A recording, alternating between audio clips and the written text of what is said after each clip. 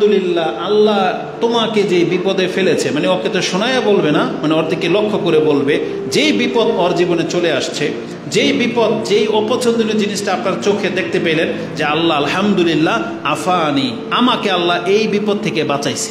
মানে আমি পাগলও না, আমি ঋণগ্রস্ত না, আমি নেশাগ্রস্ত না, আমি অপরাধীও না, আমাকে ক্রাইমও করা হয় নাই, আমাকে কেউ মিলে পিটাচ্ছেও না, মানে আপনি সেফ।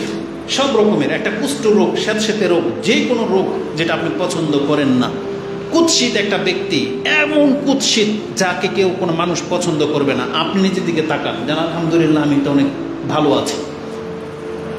তো এক কথায় যা আপনি অপছন্দ করেন এমন কোনো কিছু চোখে পড়লে আপনি যদি বলেন আলহামদুলিল্লাহ আফানি মিম্মা ইবতালাকা বি, আল্লাহ তোমাকে যে বিপদ দিয়েছে আমাকে তা থেকে নিরাপদে রেখেছেন, ও ফাদ্দালানি আলা কাসীরিম মিম্মান খালাকা তাফদীলা, এবং বহু সৃষ্টির চাইতে আল্লাহ তুমি আমাকে সম্মানিত রেখেছ।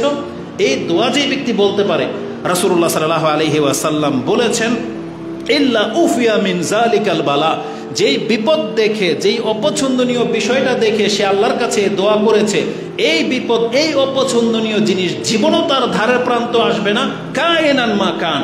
রাসূল বলেছেন এই পৃথিবী যতদিন বাকি থাকবে, অথবা মাস, অথবা আপনি পৃথিবীতে যতদিন বাকি থাকবেন মৃত্যুর আগ পর্যন্ত, এই পাগল হওয়া, ঋণগ্রস্ত হওয়া, পিটিয়ে মারা, পেটের ব্যথা, অমুক, বদ, কুষ্ঠরোগ, কোনো কিছু যা থেকে আপনি আল্লাহর কাছে আশ্রয় চেয়েছিলেন, এই কিয়ামত পর্যন্ত আপনার জীবনে এই মুসিবত কোনোদিন আসবে না। এটা কত বড় কথা!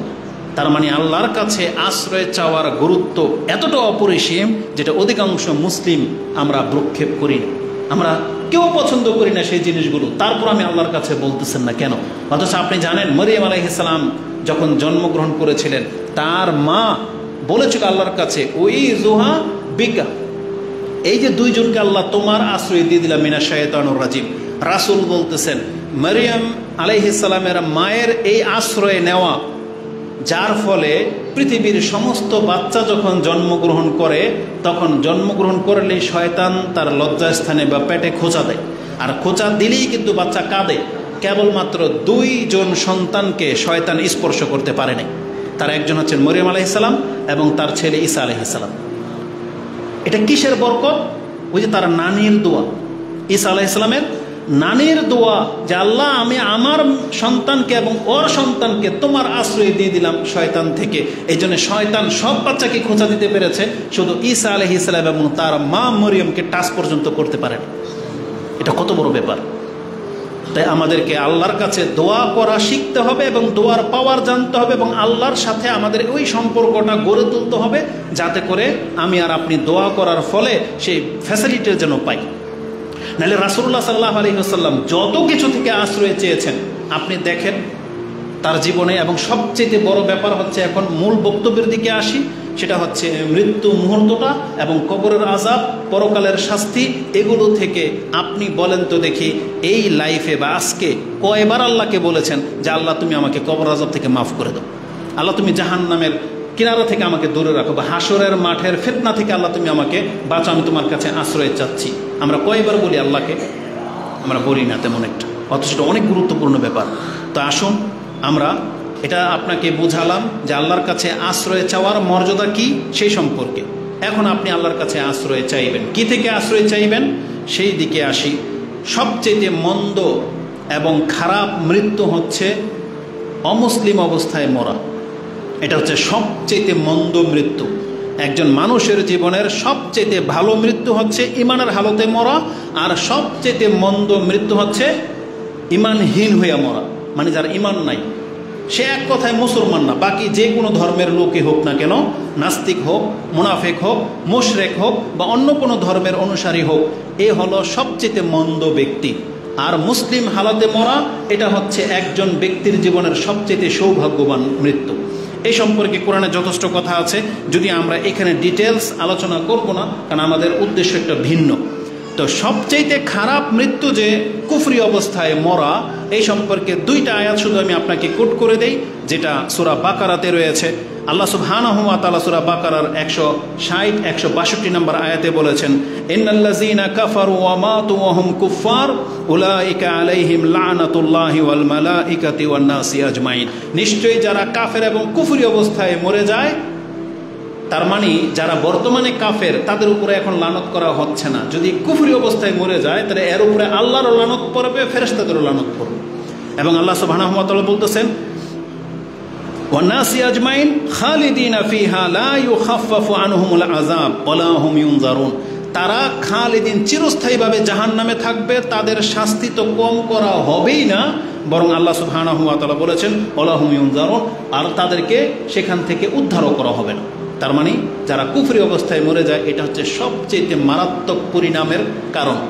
আরেকটা আয়াত আল্লাহ বলেছেন, কাফেররা সব সময় লেগে আছে তোমাদেরকে তোমাদের দিন থেকে সরিয়ে দেওয়ার জন্য, তবে তোমরা জেনে রাখো ওমাই ইয়ারতাদিদ মিনকুম আন দীনিহি ফায়ামুত ওয়া হুয়া কাফির, কেউ যদি তার দিন থেকে সরে যায় এবং কুফরি অবস্থায় মরে যায়, ফাউলাইকা হাবিতাত আমালুহুম ফিদ দুনিয়া ওয়াল আখিরা ওয়া উলাইকা আসহাবুন নারি হুম ফিহা খালিদুন।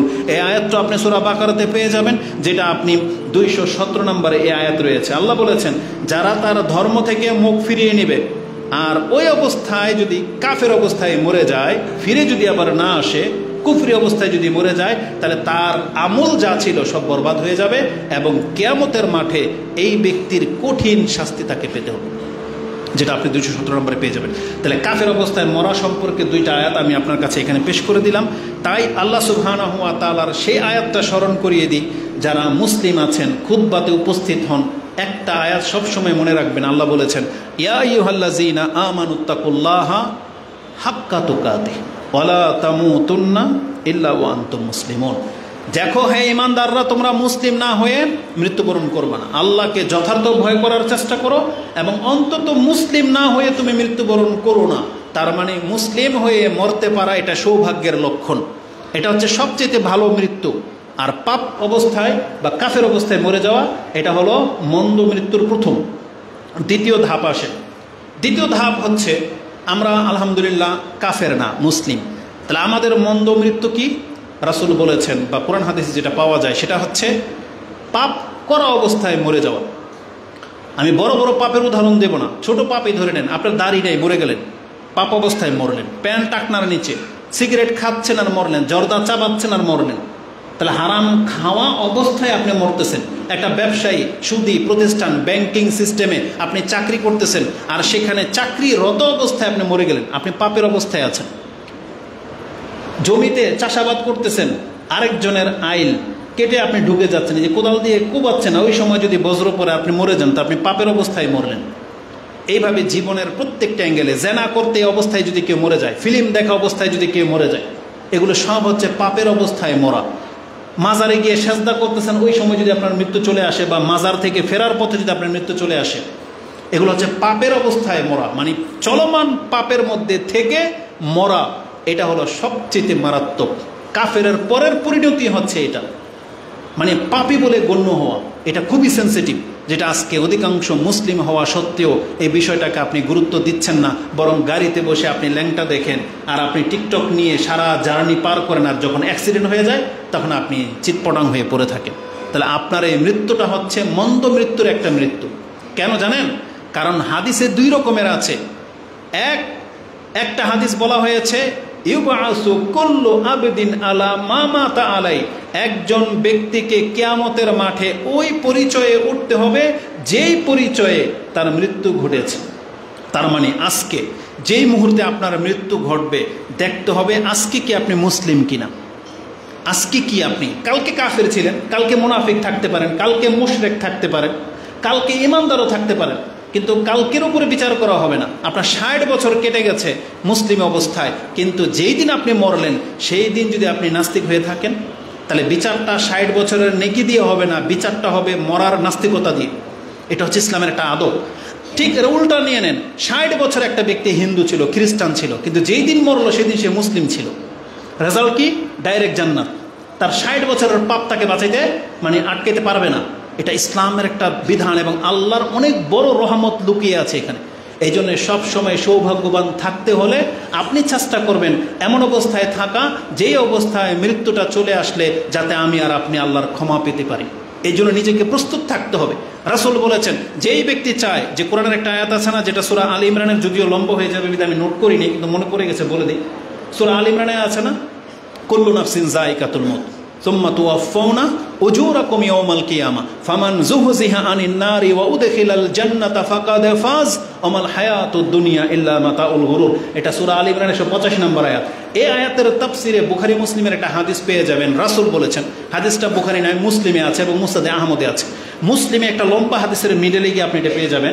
তাতে রাসূল বলেছেন, ফামান আহাব্বা আইয়ুজাহজাহা আনিন নারি ওয়া উদখিলাল জান্নাহ ফালতুদরিকুহু মানিয়াতুহু ওয়া হুয়া ইউমিনু বিল্লাহি ওয়াল ইয়াউমিল আখির ওয়া ইয়াতি আলান নাস মা ইউহিব্বু ইলাইহি আও কামা ক্বালা রাসূলুল্লাহ সাল্লাল্লাহু আলাইহি ওয়াসাল্লাম। রাসূল বলেছেন, আল্লাহ যেখানে বলেছে কিয়ামতের মাঠে যাকে জাহান্নাম থেকে দূরে রেখে জান্নাত দেওয়ার ঘোষণা করে দেওয়া হবে, আল্লাহ বলেছেন ফাকাদ ফাজ, এই ব্যক্তি হলো জিতে যাওয়া ব্যক্তি। তার মানে যাকে জাহান্নামে দেওয়া হলো না, বরং যে অবস্থায় আছে তার পাপ টাপ নিয়ে আল্লাহ বলছে তোকে মাফ, তোকে জান্নাত দিয়ে দেওয়া হলো। আল্লাহ বলেছেন এই ব্যক্তি হচ্ছে জিতে যাওয়া ব্যক্তি। আর রাসূল বলেছেন, কে আছো পছন্দ করো যে তুমি সেই ব্যক্তি হবে যে আল্লাহ আমাকে জাহান্নামে না দেখ, আমাকে গেলেই জান্নাত দিয়ে দেখ। মান আহাব্বা, কে আছো এটা পছন্দ করো। তাহলে তুমি প্রস্তুত থাকতে হবে। কাদের সাথে আল্লাহ এটা করবেন? আন তুদরিকুহু মানিয়াতুহু ওয়া হুয়া ইউমিনু বিল্লাহি ওয়াল ইয়াউমিল আখির। প্রত্যেক ব্যক্তির উচিত যেই দিন মালাকুল মউত তার সাথে সাক্ষাৎ ঘটবে, যেই মুহূর্তে, ওই সময় যেন তার পরিচয়টা এই হয় যে সে আল্লাহ এবং পরকালে বিশ্বাসী। তার মানে যে আল্লাহ এবং পরকালে বিশ্বাসী যেই মুহূর্তে, আর ওই মুহূর্তে যদি মৃত্যু চলে আসে, এই ব্যক্তি সেই ব্যক্তি যাকে আল্লাহ জাহান্নাম থেকে মুক্ত করে জান্নাত দিয়ে দিবেন। ওয়ায়াতি ইলান নাস, আর তার আরেকটা আমল হচ্ছে যদি সে পৃথিবীতে বেঁচে থাকে তাহলে মানুষের সাথে সে যেন ওই আচরণ, ওই বিহেভ করে যেটা সে নিজের জন্য পছন্দ করে। তার মানে ভদ্র মানুষ হয়ে চলতে হবে। কাউকে আপনি গালি দিতে পারবেন না, আঘাত করতে পারবেন না। তাহলে কি হবে? আপনার জীবনের সমস্ত ক্ষয়ক্ষতি, আপনার কোনো ক্ষতি করতে পারবে না। কিয়ামতের মাঠে আপনাকে আল্লাহ জাহান্নাম থেকে বাঁচিয়ে রেখে জান্নাত দিয়ে দিবেন, এটা ঘোষণা রয়েছে। তাহলে আমরা কি জানলাম? সবচেয়ে ভালো মৃত্যু হচ্ছে ইমানের হালতে মৃত্যু এবং নেক ভালো কাজ করা অবস্থায় মৃত্যু, আর মন্দ মৃত্যু হচ্ছে কুফরি এবং পাপের অবস্থায় মরে যাওয়া। আর এখন আমাদের পয়েন্ট হচ্ছে পাপের উপরে। পাপের অবস্থায় মরলে এটাকে যে মন্দ মৃত্যু বলা হয়েছে, কোরআনের একটা আয়াত থেকে এটা আমি আপনাকে পেশ করতে পারি। কোরআনে আল্লাহ সুবহানাহু ওয়া তাআলা সূরা আল জাসিয়া 45 নম্বর সূরার 21 নম্বর আয়াতে বলেছেন, আম হাসিবাল্লাযীনা ইজতারাহুস সাইয়্যাত, যারা সব সময় পাপের মধ্যে লেগে আছে। ভাষাটা শুনেন, আল্লাহ কি বলেছেন? যারা একবার পাপ করে ফেলেছে তারা না। আম হাসিবাল্লাযীনা ইজতারাহুস সাইয়্যাত, যারা সব সময় পাপের মধ্যে আছে, নেশা করেই যাচ্ছে, একটার পর একটা সিগারেট, একটার পর একটা জর্দা দিয়া পান খেতেই থাকে। আরে কোনো মানুষ হয়তো কোনো একবার হারাম খেয়ে ফেলছে, কোনো একটা কোনোভাবে, এও হারাম খোর, কিন্তু যেই ব্যক্তি কন্টিনিউ করে, এটা অবশ্যই অনেক বড় পাপ।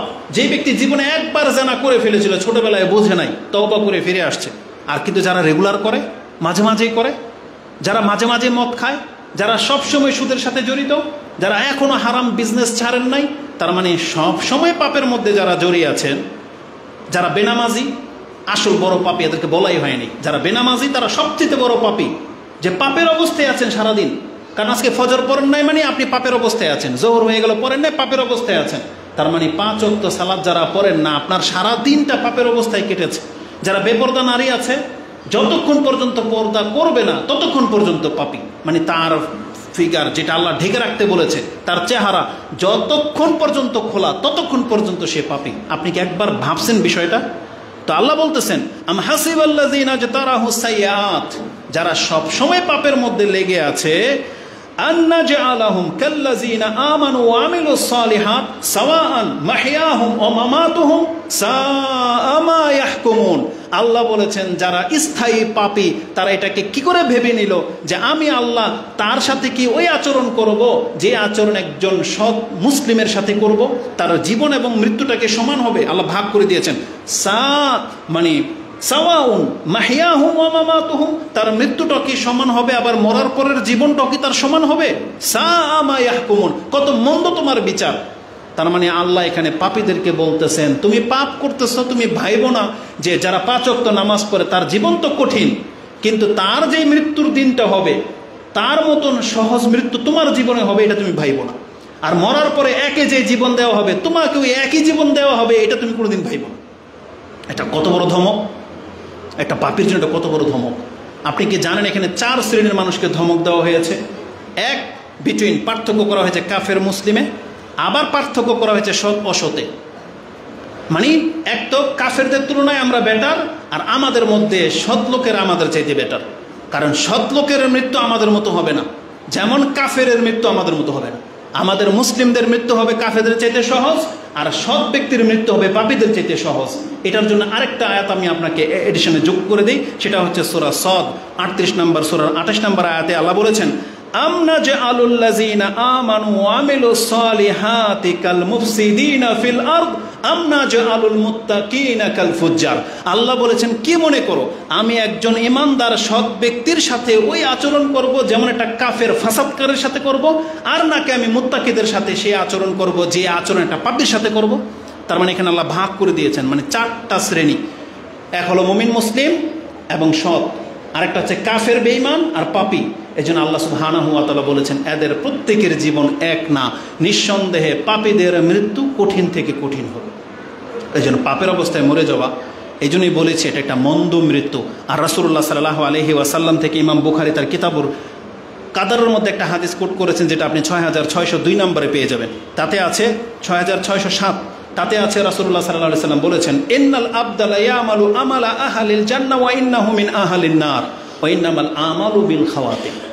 কেন আপনি পাপের অবস্থায় মরলে এটা মন্দ মৃত্যু? কারণ রাসূল বলেছেন কত ব্যক্তিকে দেখা যায় প্রথমে ভালোই ছিল, ভালো ভালো কাজ করতেছে, কিন্তু লোকটা জাহান্নামী। কিভাবে নির্ণয় হবে? রাসূল বলেছেন ইন্নামাল আমালু বিল খাওয়াতিম, কারণ জান্নাত আর জাহান্নাম ফয়সালা তার 60 বছরের ইবাদতের উপরে হয় না, বরং জান্নাত আর জাহান্নামের ফয়সালা হয় তার মৃত্যু মুহূর্তের ইবাদতের উপরে। তার মানে ওই মুহূর্তে আপনি কি অবস্থায়, কি পজিশনে আছেন। এই জন্য ধরেন আমরা এখন এখানে অবস্থানে আছি, এই মুহূর্তে কেউ না কেউ মার্কেটে আছে, এই মুহূর্তে কেউ না কেউ কোনো ক্লাবে আছে, পার্কে আছে, জেনা করা অবস্থায় আছে, আছে না? এখন পৃথিবী ধ্বংস হয়ে গেল, আপনি আল্লাহর কাছে কি আশা করতে পারেন বলেন তো? ক্ষমা, জান্নাত আশা করতে পারেন না? কিন্তু এই যে আশাটা নিয়ে আমরা এখানে বসে আছি, ওই জেনায় যারা লিপ্ত, যারা সিগারেট খাচ্ছে, যারা টিভি দেখতেছে, ওরা কি আল্লাহর কাছে এই আশাটা করতে পারবে? কোনোদিন করতে পারবে না, কারণ সেই মুখ নিয়ে আল্লাহর কাছে দাঁড়ায় নেই। এই জন্য নিজেকে সবসময় এমন পজিশনে রাখার চেষ্টা করেন যেই পজিশনে থাকলে যে আপনার ভুল ত্রুটিগুলো আল্লাহ ক্ষমা করে দিবেন, এবং আল্লাহ আপনার চেহারার দিকে তাকালে নিজের বান্দা বলে স্বীকৃতি দিবেন এবং আপনার পাপগুলোকে ক্ষমা করে দিবেন। আমাদেরকে সেই পজিশনে এসে দাঁড়াতে হবে। এর জন্য কি লাগবে? মুসলিম হওয়া লাগবে, আর যতটুকু সম্ভব যখন তখন ভালো ভালো কাজের মধ্যে লিপ্ত থাকতে হবে। কারণ এখান থেকে যাওয়ার পরে যদি আমরা পাপে লিপ্ত হয়ে যাই, তাহলে এই নামাজের পরে যদি আমাদের মৃত্যু না আসে, ওই পাপের অবস্থায় যদি মৃত্যু আসে, তাহলে রেজাল্টটা কিন্তু উল্টো হয়ে যাবে। এই জন্য প্রত্যেকটা মুসলিম ভাই এবং বোনদেরকে এটা স্মরণ রাখতে হবে, আমাদের একটা ভালোর পরে আরেকটা ভালো কাজে লেগে থাকতে হবে। তারপরে যদি মৃত্যু আসে, আলহামদুলিল্লাহ, যখন তখন আমরা ভালো অবস্থায় মৃত্যু দাবি করতে পারবো। এই যে রাশিয়াতে যখন ভূমিকম্প আসছে, ওই সময় তো কেউ ঘুমিয়েছিল, পাপ্পুর অবস্থায় ঘুমিয়েছে। তাহলে আমাদের মুসলিমদেরকে স্মরণ রাখতে হবে, এটা শুধু রাশিয়ার ঘটনা, তুরস্কের ঘটনা না, পৃথিবীর যেই কোনো অঞ্চলে যখন তখন সুনামি, ভূমিকম্প হতেই পারে। কারণ এটা হচ্ছে কিয়ামতের একটা আলামত, আর এটা থেকে কোনো রাষ্ট্র নিরাপদে থাকবে না। যেখানে মদিনায় পর্যন্ত ভূমিকম্প হবে, এটা আপনারা দেখতে পাবেন। তো কথা হচ্ছে যে তারপর আমরা আল্লাহর কাছে দোয়া করি, আল্লাহ যতদিন আমরা বেঁচে আছি, আল্লাহ তুমি আমাদেরকে নিরাপত্তা দিয়ে দাও, আমিন। তো এটা হচ্ছে একটা তৃতীয় মৃত্যু, হচ্ছে যেটা হবে আজকের খুতবার মূল বিষয়, কিন্তু টাইম পাস হয়ে চলে গেছে। আর এই বিষয়টা এত বড় লম্বা যে এটাই হইতে হইতে আজকের মূল বিষয়। তবে আজকে কিছুটা হইলে ইঙ্গিত করি, যেটা নিয়ে, যে চিন্তা নিয়ে আজকের খুতবাটা সাজিয়েছি, সেটা হচ্ছে আপনারা ইদানিং লক্ষ্য করতে পেরেছেন কিনা, খবরাখবর দেখতে পাচ্ছেন যে অমুক ব্যক্তি রাত্রে শুয়েছে, হঠাৎ মৃত্যু, মরে গেছে। রাস্তা দিয়ে দোকান নিয়ে সবাই বসে চা খাচ্ছেন, কথা বলতেছেন, হঠাৎ বলে ধরতে ধরতে বলছে মরে গেছে। এটা তো হঠাৎ মৃত্যু, আকস্মিক মৃত্যু বলে। রাস্তা দিয়ে হাঁটতেছে, বজ্র পড়লো, সে কি কোনোদিন চিন্তাও করেছিল যে আজকে আমি মারা যাব? গরু চড়াতে গেছে খেতে, গরু সহ সে মরে গেছে। সে কি ভাবতে পেরেছিল যে আজকে আমি মরে যাব? এগুলোকে বলা হয় আকস্মিক মৃত্যু। আপনি রাস্তা দিয়ে হাঁটতেছেন ভদ্রভাবে, পেছন থেকে এক গাড়ি এসে আপনাকে মেরে দিল, এটা কি হঠাৎ মৃত্যু। এইভাবে জীবনের বহু ক্ষেত্রে এই হঠাৎ মৃত্যু, আকস্মিক মৃত্যু ঘটতে আপনি দেখতে পাবেন, অহরহ ঘটতেছে। এটা নিয়ে আমি যখন ঘাঁটলাম তখন দেখতে পেলাম হাদিসে এই সম্পর্কে একটু ইঙ্গিত করা হয়েছে যে এটাও কিয়ামতের একটা আলামত। আর এটা রাসূল সাল্লামের যুগেও ছিল, কিন্তু কিয়ামত যত কাছাকাছিতে চলে আসবে এটা মানুষের সাথে বেশি ঘটবে, যখন তখন বিনা কোনো কারণে মানুষ মরে যাবে, হার্ট ব্লক হয়ে যাবে, হার্ট অ্যাটাক করবে, মাথা ঘুরে পড়ে যাবে, অথবা কোনো বিপদ বজ্র আঘাতে মরবে, অথবা ধসে যাবে, অ্যাক্সিডেন্টে মরবে, অথবা কেউ তাকে মেরে দেবে। মানে এটা হঠাৎ মৃত্যু, মানে আপনার কোনো কিছু বুঝে ওঠার আগেই আপনি মরে যাবেন, এটাকে বলা হয়েছে মৌতুল ফাজা, মানে হঠাৎ মৃত্যু হয়ে যাওয়া। রাসূলুল্লাহ সাল্লাল্লাহু আলাইহি ওয়াসাল্লামের একটা হাদিস থেকে ইঙ্গিত পাওয়া যায়, সেই হাদিসটি সাহিহুল জামে 5899 এবং